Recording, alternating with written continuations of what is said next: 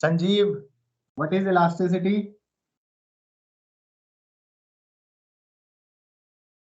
Sanjeev Prajapati, what is elasticity?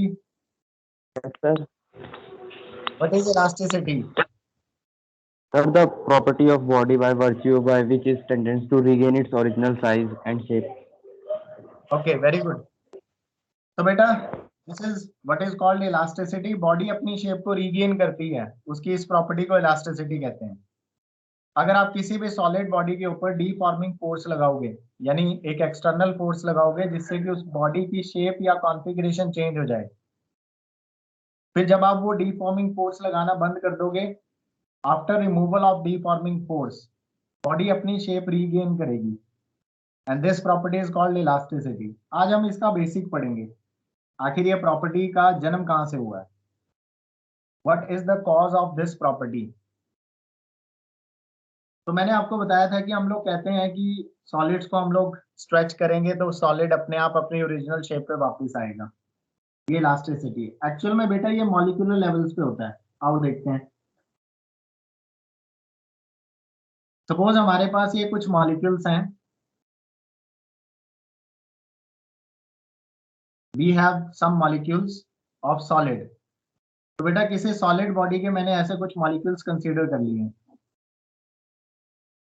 9th class की physics में आपने ये पढ़ा होगा कि पार्टिकल्स जो होते हैं किसी भी मैटर के, they attract each other. Particles of a matter attract each other. अब हम जो मैटर पढ़ रहे हैं दैट इज सॉलिड मैटर, तो सॉलिड्स के भी पार्टिकल्स अट्रैक्ट करते हैं। तो बेटा ये जो सॉलिड के जो मॉलिक्यूल्स हैं ये भी एक दूसरे को अट्रैक्ट करेंगे और इस अट्रैक्ट। हाँ जी बेटा, हाँ जी।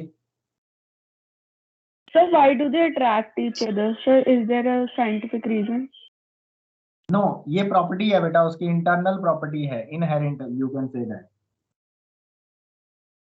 रीजन तो हमारे पास है बट मैं आपको उसको एक्सप्लेन नहीं कर सकता क्योंकि थ्योरेटिकल है बहुत, ऐसा नहीं है। We have so many reasons, so many theories to explain this, लेकिन वो हमारे कोर्स का पार्ट नहीं है और ना ही मैं उसको आपको एक्सप्लेन कर पाऊंगा इतनी इजीली। सॉलिड स्टेट फिजिक्स का पार्ट है बेटा वो, बट अभी के लिए हमेशा से आपको यही पढ़ाया गया है, तो अकॉर्डिंगली आपको उतना ही, फिलहाल के लिए इतना ही याद रखना है कि पार्टिकल्स अट्रैक्ट ईच अदर और जो फोर्सेज होती हैं वो इंटरमॉलिक्यूलर फोर्सेज होती हैं। बेटा इसका रीजन केमिस्ट्री से निकल के आता है, लेकिन वो चीज आप बाद में कभी पढ़ोगे हायर क्लासेस में, अभी नहीं मैं बताऊंगा, ना ही मैं एक्सप्लेन कर सकता हूँ इतनी शॉर्ट टाइम में इसको।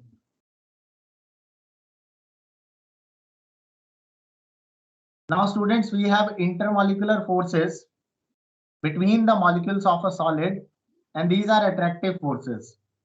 एनसीईआरटी कहता है कि ये जो इंटरमॉलिक्यूलर फोर्सेज हैं बच्चे, इन्हें आप एज अ स्प्रिंग कंसीडर करो। जैसे ये पार्टिकल नंबर 1 और पार्टिकल नंबर 2, ये दो मॉलिक्यूल्स हैं, इनके बीच में जो फोर्स है इंटरमॉलिक्यूलर फोर्स, इसे आप स्प्रिंग की तरह कंसीडर करो, छोटे छोटे स्प्रिंग की तरह।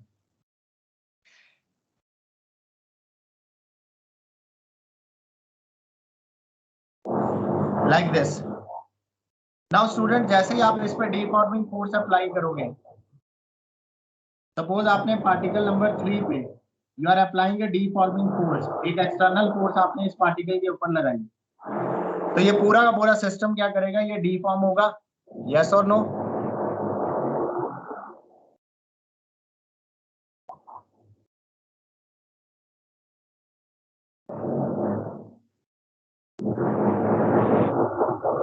Yes students, am I audible to all of you?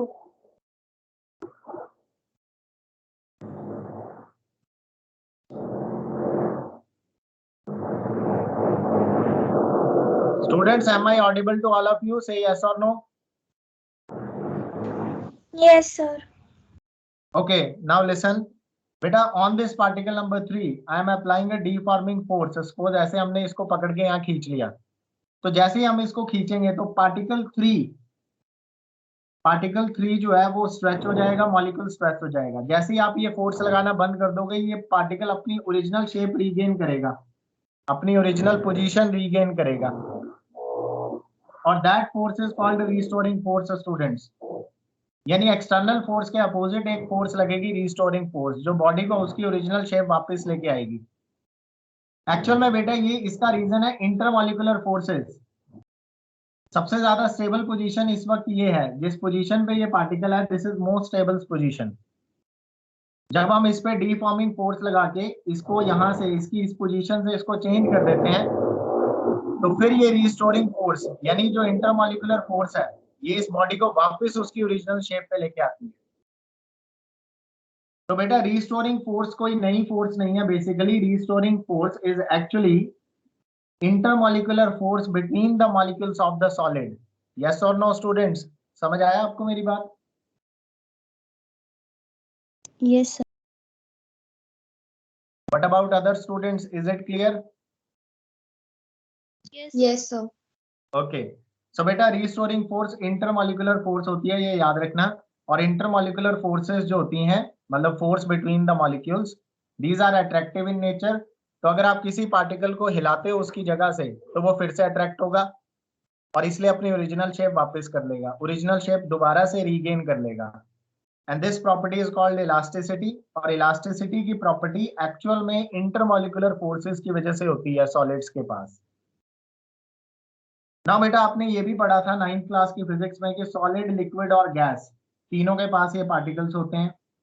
Solids के particles they are very very close to each other, liquid के particles they are little bit apart, और गैस के पार्टिकल्स वो उनके बीच में डिस्टेंस ज्यादा होता है। एक्चुअल में they are very close to each other because इनमें इंटरमॉलिक्यूलर फोर्सेस स्ट्रांग होती हैं। यस, यस और no? Yes, sir. Yes. Comparatively weak होती हैं लिक्विड्स में और वीकेस्ट होती हैं गैसेस में, इंटरमॉलिक्यूलर फोर्सेस। तो बेटा जिसमें ये सबसे ज्यादा इंटरमॉलिक्यूलर फोर्स स्ट्रांग होगी, ऑब्वियसली इलास्टिक प्रॉपर्टीज उसमें ज्यादा होंगी। यस और नो? Yes, sir. हमने कहा ना कि बॉडी अपनी ओरिजिनल शेप इसलिए रीगेन कर रही है क्योंकि रिस्टोरिंग फोर्स उस पर लगती है। रिस्टोरिंग फोर्स एक्चुअल में इंटरमॉलिक्यूलर फोर्स है, और ये इंटरमॉलिक्यूलर फोर्स सॉलिड्स के केस में सबसे ज्यादा है। तो इलास्टिसिटी, इलास्टिसिटी जो है, that is property of elasticity, it is maximum, मतलब हाईएस्ट इन सॉलिड्स और वीकेस्ट इन गैसेस। यस और no students? Yes. Yes, sir. तो हम सॉलिड्स में इलास्टिसिटी को पढ़ रहे हैं, यही हमारा चैप्टर है। अब तो आपको उसका बेसिक रीजन भी पता चल गया कि इलास्टिसिटी जो प्रॉपर्टी है सॉलिड्स के पास, that is due to the intermolecular forces of attraction between the molecules of the solid. Okay students, now एक टॉपिक हमने पढ़ा था लास्ट टाइम, स्ट्रेस। मैंने आपको बताया था कि बाय डेफिनेशन स्ट्रेस क्या होता है बच्चे? स्ट्रेस होता है restoring force per unit cross section area. Restoring force को डायरेक्टली मेजर तो कर नहीं सकते, तो हमने कहा कि जो डीफॉर्मिंग फोर्स है, एक्सटर्नल फोर्स, वही मेजर कर लो। और रिस्टोरिंग फोर्स और external force they are equal in magnitude, so that is why हम स्ट्रेस का फॉर्मूला ऐसे भी लिख सकते हैं, deforming force per unit cross section area. Is it clear everyone?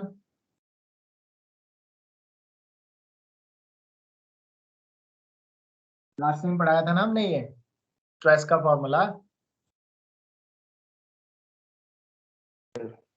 Yes, sir. Okay, now बेटा स्ट्रेस को हम लोग डिनोट करते हैं सिंबल सिग्मा से। सिग्मा से हम इसको डिनोट करते हैं स्ट्रेस को, और by definition it is restoring force per unit area, और we can say that deforming force per unit area. इसको डीफॉर्मिंग फोर्स इसलिए लिख रहा हूं यहाँ पे क्योंकि रिस्टोरिंग फोर्स और deforming force they are equal in magnitude but they are opposite in direction. But क्योंकि अभी तो मैं सिर्फ मैग्नीट्यूड लिख रहा हूं, और इसलिए हम यहाँ पे एक्सटर्नल फोर्स भी ले सकते हैं। तो बेटा ये हो गया stress. Now my question is, क्या ये स्केलर क्वांटिटी है या वेक्टर क्वांटिटी है students? A vector. So Vector. scalar. Scalar. So scalar. Okay, most of the students they are saying it is a scalar quantity. बेटा pressure इसके similar एक quantity होती है, that is again force upon area, but वहां पर force restoring नहीं, thrust होती है.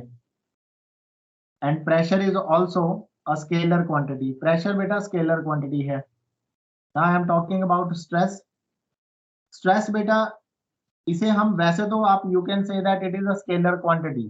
आप ठीक बोल रहे हैं कि स्केलर क्वांटिटी ये है, बट एक्चुअली बेटा it is a tensor. I repeat, listen carefully, it is a tensor quantity. बेटा आप इसको ऐसे कह सकते हो, it is not a vector quantity. मतलब जो स्ट्रेस है ये वेक्टर नहीं है, ना तो ये वेक्टर है ना ये स्केलर है. Actually it is tensor quantity. Tensor एक अलग कैटेगरी होती है जो स्केलर और वेक्टर से हटके होती है. अब इसके बारे में थोड़ा कॉम्प्लिकेटेड टॉपिक है, ये आपको ग्रेजुएशन में मिलेगा जाके जब आप पढ़ोगे तब कि टेंसर क्या चीज है. बट हाँ अभी के लिए आप इसको ऐसे याद रख सकते हो कि ना तो स्ट्रेस स्केलर क्वांटिटी है बेटा, ना ही स्ट्रेस वेक्टर क्वांटिटी है, ये एक टेंसर क्वांटिटी है. Is it clear students? Yes, sir. It is not a vector quantity, it is not a scalar quantity. ना तो ये स्केलर है बेटा, ना ही ये वेक्टर है. It is a tensor quantity. तो ये याद रखना. हाँ इसका बिहेवियर अभी के लिए, you are in 11th class, तो अभी के लिए आप इसे स्केलर जैसा मान के चल सकते हो, लेकिन एक्चुअल में it is not a scalar, it is a tensor quantity. So वो मैं आपको एग्जैक्ट आंसर दे रहा था इसका, और कुछ नहीं. आपको ये सिलेबस में नहीं है ये टेंसर वगैरह, तो ये आपने नहीं पढ़ना है. बस याद रखना कि स्ट्रेस जो है it is not a scalar, not a vector, it is a tensor quantity. Now students अब हम लोग पढ़ेंगे अलग अलग टाइप्स के स्ट्रेस, काइंड्स ऑफ स्ट्रेस. तो बेटा स्ट्रेस के कौन कौन से टाइप्स होते हैं ये आज हम पढ़ेंगे. ठीक है स्टूडेंट्स? Excuse me, sir. हाँ जी बोलो बेटा. सर स्ट्रेस वेक्टर क्वांटिटी क्यों नहीं है, क्योंकि उसमें डायरेक्शन भी है. हाँ स्ट्रेस में बेटा डायरेक्शन नहीं है ना, डायरेक्शन नहीं है. सर डायरेक्शन तो है सर, फोर्स की direction. Yes you are right, force की डायरेक्शन है, but along with that area vector भी तो है वहां पे. दो वेक्टर्स हो गए ना. ऐसी बहुत सारी क्वांटिटीज हैं जिसमें दो दो वेक्टर्स के कॉम्बिनेशन से क्वांटिटी बनती है.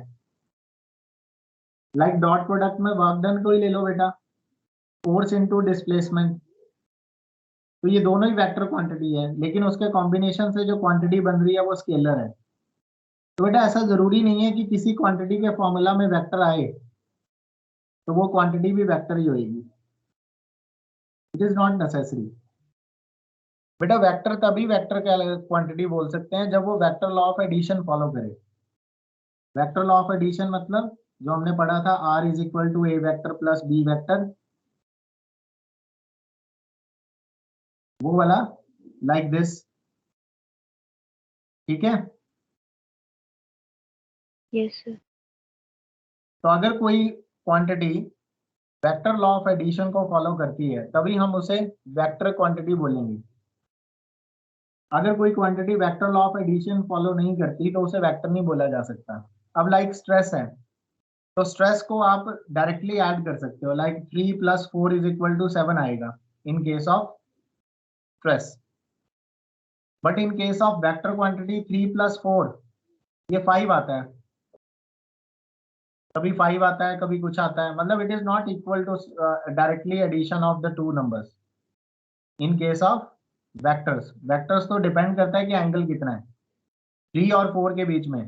एक 3 वेक्टर है, एक 4 वेक्टर है, इनके बीच में एंगल कितना है बेटा, वो डिसाइड करेगा कि ये आंसर कितना आएगा.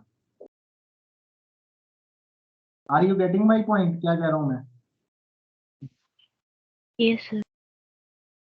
तो बेटा जो भी vector law of addition follow करे उसी को वेक्टर क्वांटिटी कह सकते हैं, चाहे उसकी डायरेक्शन हो, मैग्नीट्यूड हो, दोनों चीजें हो. डायरेक्शन होना वेक्टर नहीं है. वेक्टर लॉ ऑफ एडिशन को अगर कोई क्वांटिटी फॉलो करे तो ही हम उसे वेक्टर कहते हैं. ऐसी बहुत सारी क्वांटिटीज हैं, लाइक अभी आप कह रहे हो कि स्ट्रेस है, इसके पास डायरेक्शन आपको ऑब्जर्व हो रही है।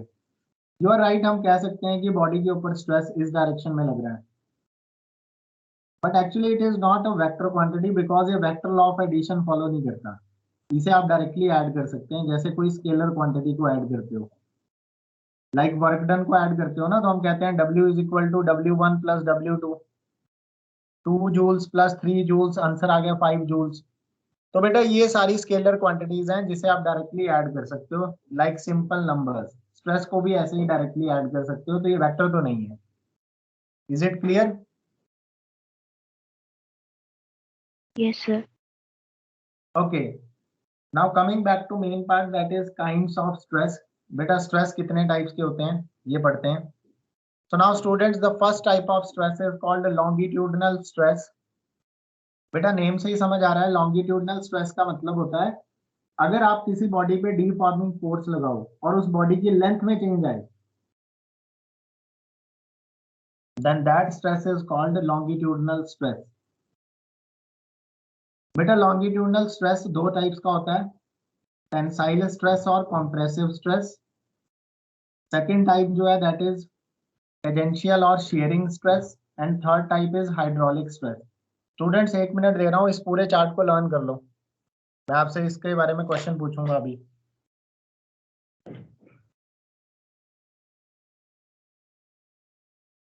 विजिबल है ना सबको?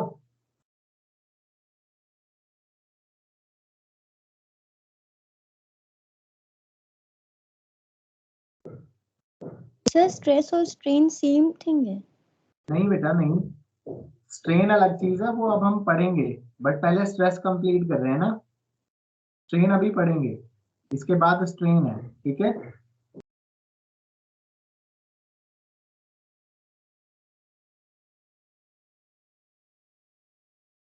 सर बट बुक में तो लॉन्गिट्यूडनल स्ट्रेन लिखा है, शेयरिंग स्ट्रेन लिखा है। हाँ, स्ट्रेन के अलग टाइप्स हैं, वो भी पढ़ेंगे, वो भी पढ़ेंगे बेटा अभी, ठीक है।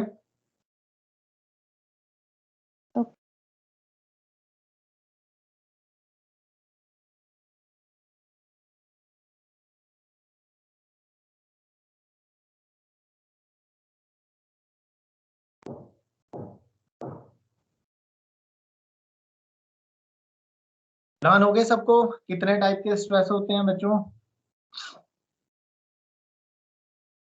Yes sir. यस। ओके, अब मैं पेज पलट रहा हूँ।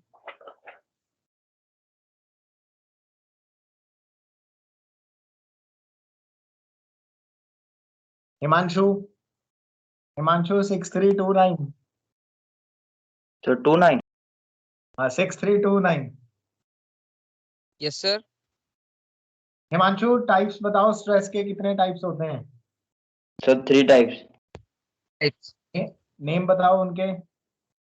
सर लॉन्गिट्यूडिनल स्ट्रेस और शियरिंग स्ट्रेस और hydraulic stress. Very good, longitudinal stress, shearing stress और hydraulic stress, good. Janvi. Yes sir. Janvi, shearing stress का अदर नेम क्या है? Shearing stress is also called tangential stress. Tangential stress, good, okay. Saloni. Yes, sir. Longitudinal stress की सब categories, मतलब दो types होते हैं लॉन्गिट्यूडिनल स्ट्रेस के, फर्दर उन दो टाइप्स के नाम बताओ। Sir, tensile and compressive stress. Tensile and compressive stress. तो स्टूडेंट्स आप सभी को ये याद हो गए टाइप्स ऑफ स्ट्रेस कौन कौन से हैं? Yes sir. ओके, अब हम इन्हें डिस्कस करेंगे वन बाय वन। तो I am starting with the first part that is longitudinal stress. आओ इसको पढ़ते हैं। अप्लाइड फोर्स सरफेस के नॉर्मली लगता है longitudinal stress. Very good, surface के परपेंडिकुलर लगेगी। आओ देखते हैं बेटा, सपोज करो कि जैसे हमारे पास एक छोटी सी सिलेंड्रिकल बॉडी है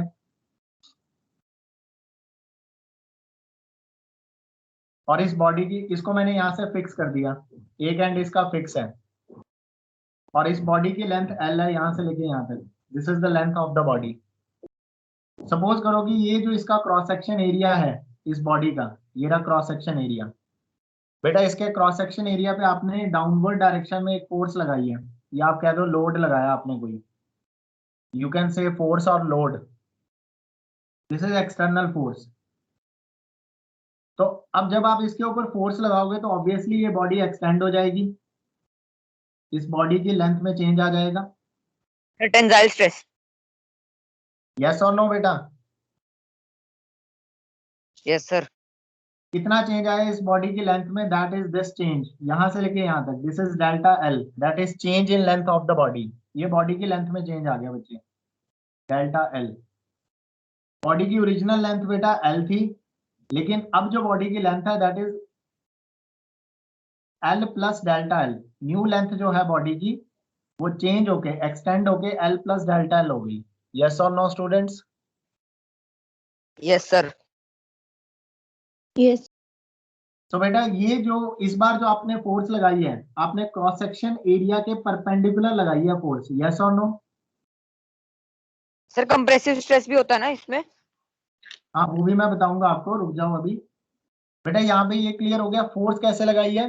एरिया के परपेंडिकुलर। देखो क्रॉस सेक्शन एरिया ये रहा, उसके परपेंडिकुलर आपने फोर्स लगाई है। यस और नो? यहाँ स्टूडेंट्स 90 डिग्री का एंगल बन रहा है ना? Yes area sir. Yes. Area के परपेंडिकुलर आपने फोर्स लगाई है। तो बेटा जब आप फोर्स एरिया के परपेंडिकुलर लगाते हो तो बॉडी की लेंथ में चेंज आता है, और बॉडी की लेंथ में चेंज आया डेल्टा एल अमाउंट। तो ये जो आपने फोर्स लगाई है डीफॉर्मिंग फोर्स, इस केस में जो बॉडी में स्ट्रेस प्रोड्यूस हुआ है that is called longitudinal stress. Is it clear students? Yes, sir. Yes sir. Sir compression का समझा दो। दूसरा भी, सपोज करो कि यहाँ पर यही सेम बॉडी है और इस पे आप फोर्स लगाते हो अपवर्ड, मतलब बेटा इसको एक्सटेंड करने की बजाय आप फोर्स अपवर्ड डायरेक्शन में लगा दो, ऐसे ऊपर की तरफ। एक्सटर्नल फोर्स सपोज आप कंप्रेस करने के लिए लगा रहे हो इन द अपवर्ड डायरेक्शन, तो यही सेम बॉडी कंप्रेस हो जाएगी। Is it clear students? अब ये बॉडी कंप्रेस हो जाएगी और लेंथ डिक्रीज हो जाएगा। और लेंथ डिक्रीज हो जाएगा। Is it clear everyone? Yes. तो बेटा यस सर। यहाँ सर एरिया भी पर तो बढ़ेगा। और कुछ नहीं बेटा, और बाकी सभी चीजों में जो चेंज आ रहा है उसे हम नेग्लेक्ट करेंगे, सिर्फ लेंथ पे फोकस करोगे, ठीक है?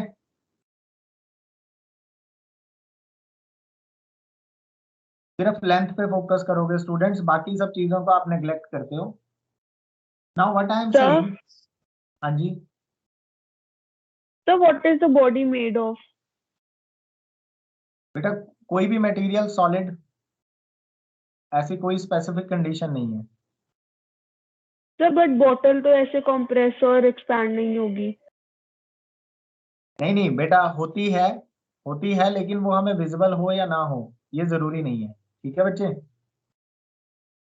अगर आप किसी बॉडी पे फोर्स लगाते हो तो उसकी जो कंप्रेशन या रिलैक्सेशन हो सकता है कि आपको जो है वो चीज विजिबल ना हो, but it is there.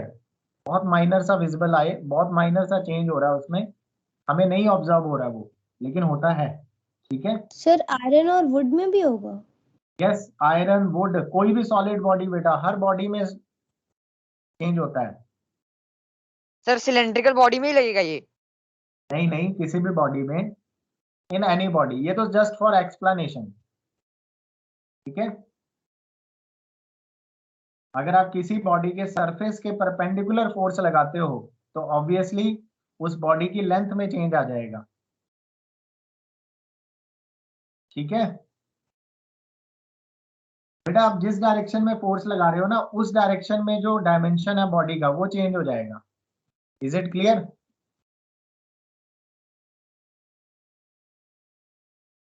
Yes. ये मैं कह रहा हूं, तो बॉडी में बॉडी की लेंथ में चेंज आएगा। सो अभी कुछ बच्चे पूछ रहे हैं कि हर सॉलिड बॉडी में होता है, तो आंसर इज यस। अब जैसे ये मेरे हाथ में पेन है, ये भी सॉलिड है, मैं इसको ऐसे स्ट्रेच कर रहा हूँ, आई एम ट्राइंग कि मैं इसको खींचूं, लेकिन बेटा ये खींच नहीं रहा है, लेकिन ये खींच रहा होगा, लेकिन वो मुझे ऑब्जर्व नहीं हो रहा, it is not visible but actually it is there. कल मैंने नोट्स में ये पॉइंट लिखवाया था लास्ट क्लास में, बच्चों जिसने ये पढ़ा होगा।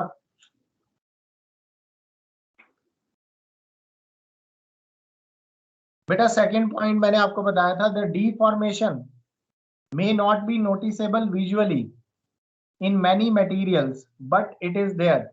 Is it clear everyone? ऐसा नहीं है कि आपको ऑब्जर्व हो वो बॉडी स्ट्रेच होती हुई दिखे, ऐसा जरूरी नहीं है, बट होता है वहां पे। इज इट क्लियर ना? बट सर बहुत कम होता होगा वहां पर। हाँ ऑब्वियसली बहुत कम होता होगा, लेकिन वो होता है, वो हमें दिखाई नहीं देता। ठीक है, वो नोटिसेबल हो या ना हो, it is not necessary, but it is there actually.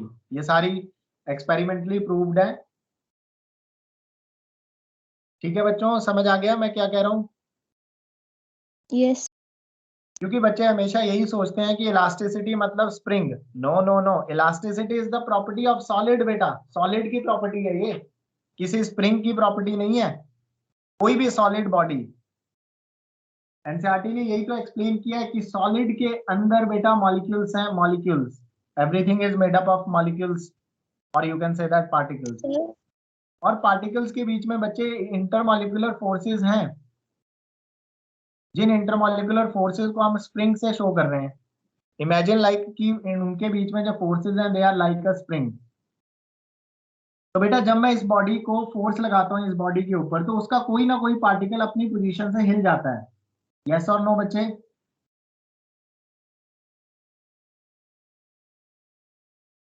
बेटा जब हम किसी एक्सक्यूज मी बॉडी, सर। पहले पूरा सुनो, ये बात समझ आ रही है? जब मैं किसी बॉडी के ऊपर फोर्स लगा रहा हूँ तो बेटा उस बॉडी का कोई ना कोई पार्टिकल अपनी पोजीशन से हिल जाता है, चेंज हो जाती है उसकी पोजीशन, तो जिसकी वजह से उसकी कॉन्फ़िगरेशन में चेंज आता है।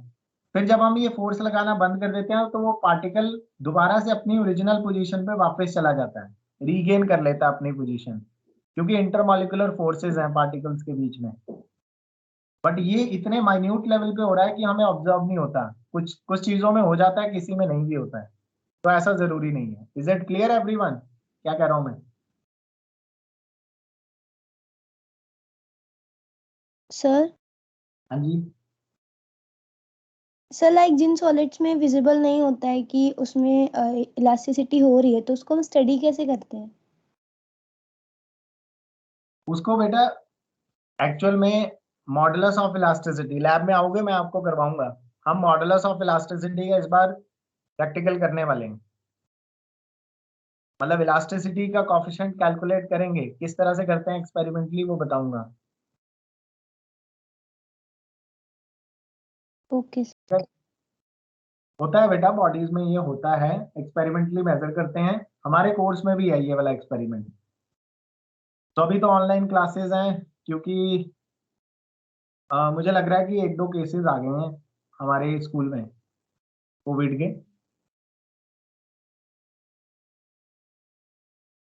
तो दैट इज वाई क्लासेस को अभी ऑनलाइन शिफ्ट कर दिया फॉर द टाइम बीइंग, 2-4 दिनों के लिए। ठीक है? Excuse me sir. हाँ जी। सर जितना बॉडी को कंप्रेस करेंगे उतना रिस्टोरिंग फोर्स स्ट्रांग होगा। हाँ यू आर राइट, जितना ज्यादा ये चेंज आएगा ना लेंथ में, उसके डायरेक्टली प्रोपोर्शनल होती है रिस्टोरिंग फोर्स। हुक्स लॉ है ये, sir law like of elasticity. Smiley ball होती है। फिर से बोलो क्या कह रहे हो? सर येलो कलर की वो स्माइली बॉल नहीं होती है, येलो कलर की स्पॉन्ज हाँ टाइप होती है।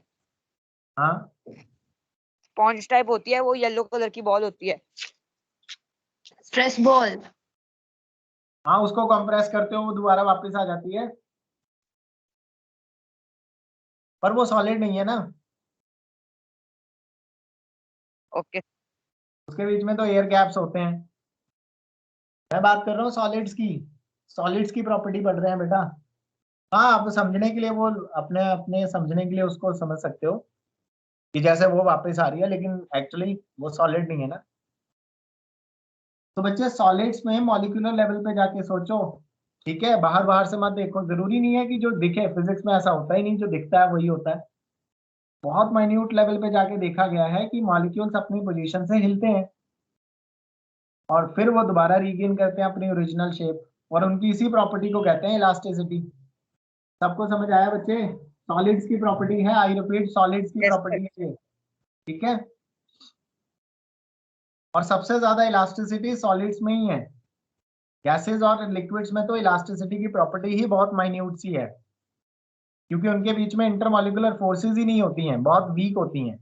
बट सॉलिड के केस में it is very very strong, and that is why elasticity property is very very strong in case of solids. However it is noticeable और नॉट, ऐसा जरूरी नहीं है। क्लियर हो गया ये सबको? कोई डाउट? बेटा वापस आए No. टॉपिक। नहीं हुआ clear? Sir no doubt. Okay, what about other students?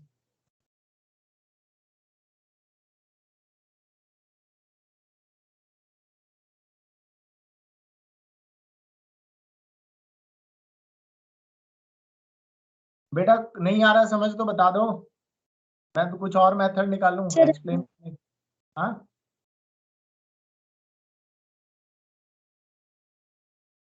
आ रहा है सर समझ।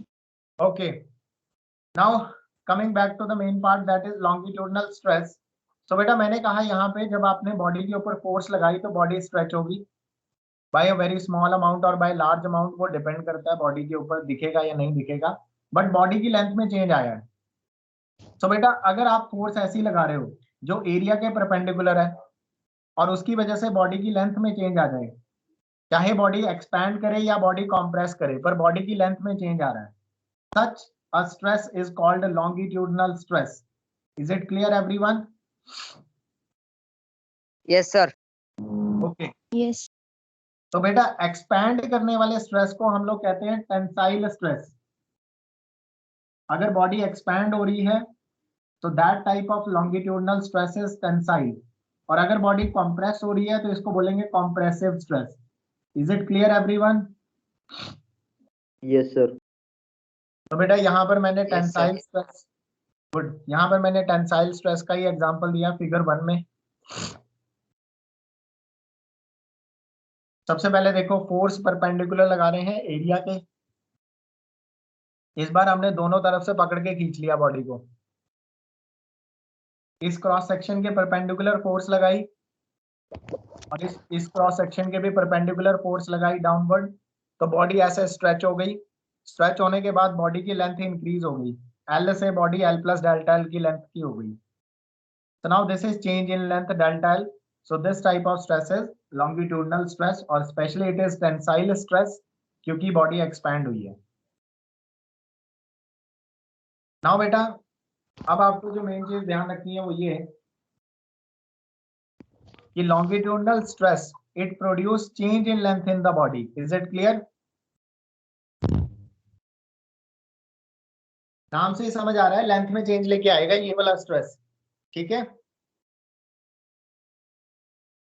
Yes, sir. Now the second type of stress is called tangential stress. Tangential stress. अब देखते हैं टेंजेंशियल स्ट्रेस क्या चीज है। सपोज बेटा हमारे पास एक सिलेंड्रिकल बॉडी है फिर से,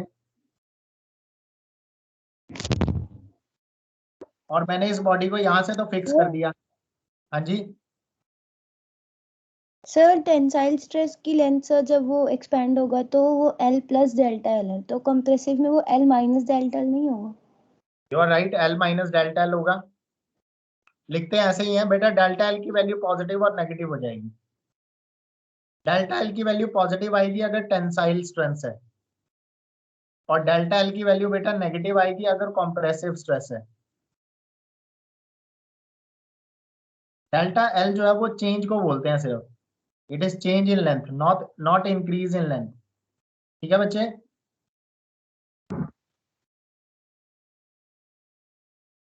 तो अगर मैं लिखूं L प्लस डेल्टा L लिखेंगे तो ऐसे ही, बट अगर वो टेंसाइल स्ट्रेस है तो ये वैल्यू पॉजिटिव हो जाएगी, तो वो बन जाएगा L प्लस डेल्टा L। और अगर डेल्टा L की वैल्यू नेगेटिव होएगी तो वो इस तरह से, मतलब ये आंसर नेगेटिव अपने आप माइनस हो जाएगी, वैल्यू नेगेटिव डल जाएगी ना वहां पे बेटे डेल्टा L की। ठीक है? यस। तो अकॉर्डिंगली वो लेंथ कम हो जाएगी या इंक्रीज हो जाएगी। डेल्टा L को तो डेल्टा L बोलेंगे, वो ऐड ही होगा लेकिन डेल्टा एल की अपनी वैल्यू, सपोज डेल्टा एल की वैल्यू 3 मीटर आ गई और डेल्टा एल की वैल्यू अगली बार -3 मीटर आ गई, तो ऑब्वियसली जब मैं इसको यहाँ पुट करूंगा तो ये बनेगा L+3 और जब ये वैल्यू पुट करूंगा तो ये बनेगा L-3। तो अगर ये नेगेटिव आती है वैल्यू तो इट मीन्स कि वो कंप्रेसिव स्ट्रेस है। अगर ये वैल्यू पॉजिटिव आएगी आपकी तो वो कौन सा स्ट्रेस है? फिर वो टेंसाइल स्ट्रेस है। Is it clear?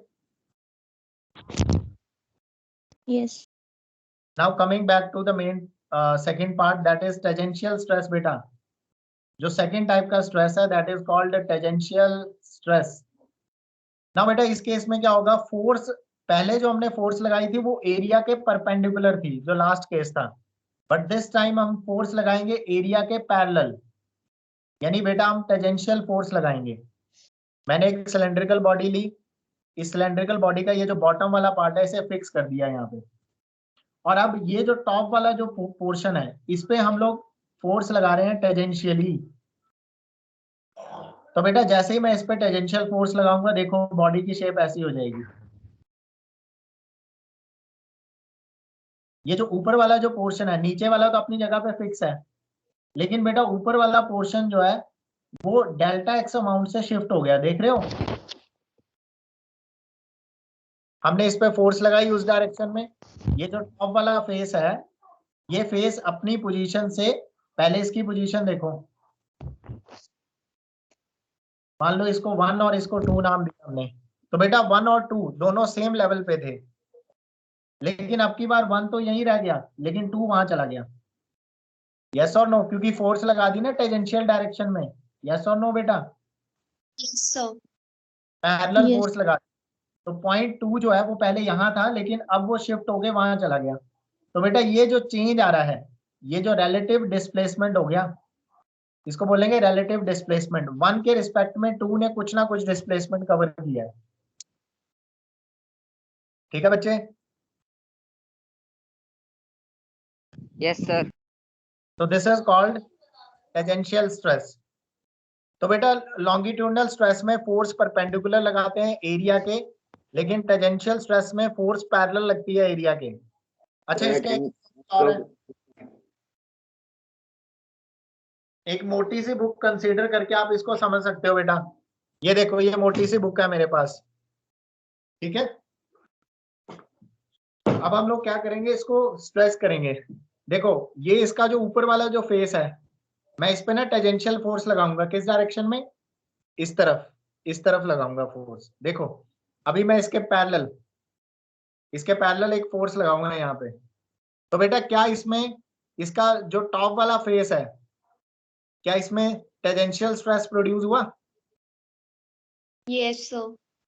अब जब मैं ये Yes. फोर्स लगाना बंद कर दूंगा तो बॉडी अपनी ओरिजिनल शेप पे वापस रीगेन कर लेगी। यस और नो?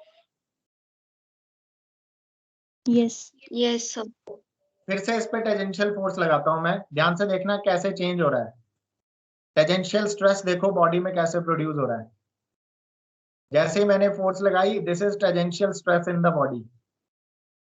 तो देखो बेटा ये वाला जो फेस है 2, ये 1 के रिस्पेक्ट में थोड़ा इस तरफ आ गया, शिफ्ट हो गया। अभी 1 वही है नीचे, 1 अपनी पोजीशन पे है, लेकिन ये जो 2 है ये थोड़ा इस तरफ आ गया, मेरी तरफ, इस डायरेक्शन में आ गया। तो जैसे ही मैं ये टेंजेंशियल फोर्स लगाना बंद कर दूंगा बॉडी अपनी ओरिजिनल शेप पे चला जाएगा और फिर 1 और 2 एक लेवल पे आ जाएंगे। Is it clear? Yes sir. Yes. तो बेटा बुक इसका सबसे बेस्ट एग्जांपल है ये समझने के लिए टेंजेंशियल स्ट्रेस को। तो अगर आप किसी बॉडी के सरफेस के सरफेस के पैरेलल, यानी उस सरफेस के टेंजेंशियल फोर्स लगाते हो एरिया के पैरेलल, तो बेटा उस बॉडी में टेंजेंशियल स्ट्रेस प्रोड्यूस होगा। Okay students, sir clear? इसको शियर बोलते हैं ना? Yes. Yes, it is also called shearing stress, वो मैं पहले ही बता चुका हूँ। तो दिस इज टेंजेंशियल स्ट्रेस। तो बेटा टेंजेंशियल स्ट्रेस में क्या चीज होती है? रिलेटिव डिस्प्लेसमेंट होता है। आओ देखते हैं स्टूडेंट्स, पॉइंट 1 और point 2, it is relative displacement between the opposite faces in case of tangential stress. ये लाइन कौन पढ़ेगा? जसमीत आप पढ़ो, ये नोट वाला पॉइंट पढ़ना आपने।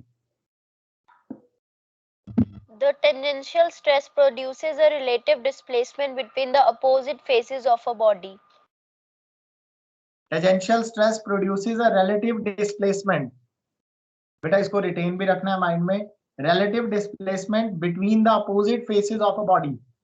जब टेंजेंशियल स्ट्रेस होता है, जैसे यहाँ देखो बेटा, ये रहा, जब मैं एक्सप्लेन कर ही रहा था, this is point number 1, this one, and this is point number 2। Point 1 और पॉइंट 2, बेटा पॉइंट 1 के रिस्पेक्ट में पॉइंट 2 का हॉरिजॉन्टल डिस्प्लेसमेंट कितना है?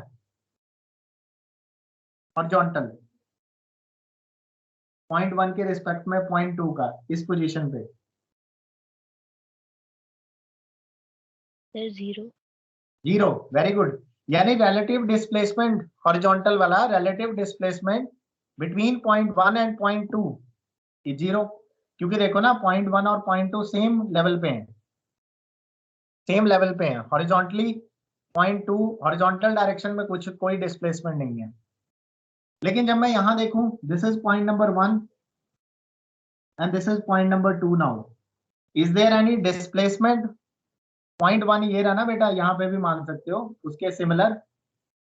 तो is there any relative displacement between point 1 and point 2? Yes, sir. Okay, you are right. So बेटा point 2 point 1 के रिस्पेक्ट में कुछ रिलेटिव डिस्प्लेस हो गया, पॉइंट 1 के रिस्पेक्ट में उसमें कुछ ना कुछ डिस्प्लेसमेंट प्रोड्यूस हुआ पॉइंट 2 में। It means that there is a relative displacement between the opposite faces, and such type of stress is called tangential stress when there is a relative displacement between the two opposite faces of a body and force is applied parallel to the area or tangential to the area. Is it clear students? दो main चीजें हैं, एक तो ये याद रखना है कि फोर्स कैसे अप्लाई कर रहे हो, दूसरा ये याद रखना है कि उस फोर्स की वजह से बॉडी में क्या चेंज आ रहा है। इज इट क्लियर बच्चे? Yes. Yes, sir. ओके, सो ये था बेटा सेकंड टाइप का स्ट्रेस, टेंजेंशियल स्ट्रेस, और it is also called shearing stress. इस केस में मैंने यहाँ फिगर में दो फोर्सेस लगाई हैं बेटा, यहाँ पे देखो फोर्स 1 पे भी लगी है, तो 1 भी थोड़ा डिस्प्लेस हो जाएगा इस तरफ, ये 1 भी थोड़ा शिफ्ट हो जाएगा इस तरफ, but what ever it is, पर 1 के रिस्पेक्ट में 2 में तो डिस्प्लेसमेंट हुआ ना, रिलेटिवली तो डिस्प्लेस हुई ना बॉडी। ठीक है, मतलब इस बार दोनों जगह फोर्स लगाई, नीचे इधर को, उधर ऊपर वाले उधर को, तो दोनों तरफ लगाओगे तो ये वाला हिस्सा उधर चला जाएगा और बॉटम वाला फेस नीचे इधर को आ जाएगा, तो ये थोड़ा इधर हो गया, ये उधर हो गया, तो बॉडी की शेप ऐसी हो गई। Now there is relative displacement between the two faces, opposite faces. जब आप फोर्सेस लगाना बंद कर दोगे तो वो वापस आएगा और ये भी वापस आएगा। ठीक है, solids. Yes. So this is called tangential stress. Now coming to third stress. यहाँ तक किसी को कोई डाउट है बच्चे? No, हाँ? sir. No doubt. Excuse me, sir. हाँ जी बेटा। Sir, it's a break. Sir, इसको shearing क्यों कहते हैं? Shearing stress. Sorry, strain. Shearing stress ही कहते हैं, strain नहीं कहते। अभी के लिए strain नहीं पढ़ रहे, stress ही पढ़ रहे हैं। बेटा it is one and same thing. ये दो नॉर्मल वर्ड्स हैं, कोई इसको शेयर कह देगा, कोई टेंजेंशियल कह देगा। शेयरिंग का मतलब भी टेंजेंशियल ही होता है। ठीक है, Okay, sir. Shearing means parallel to the area, tangential means parallel to the area, तो that is one and same thing. तो आप कंफ्यूज ना हो जाओ, इसलिए दो दो वर्ड्स हैं। थर्ड हम बाद में पढ़ेंगे क्योंकि आपका ब्रेक टाइम है, बहुत फिजिक्स पढ़ ली है ना। Yes, sir. Thank you, sir. रुक जाओ, मुझे अटेंडेंस लेने दो 2 मिनट, फिर चले जाना।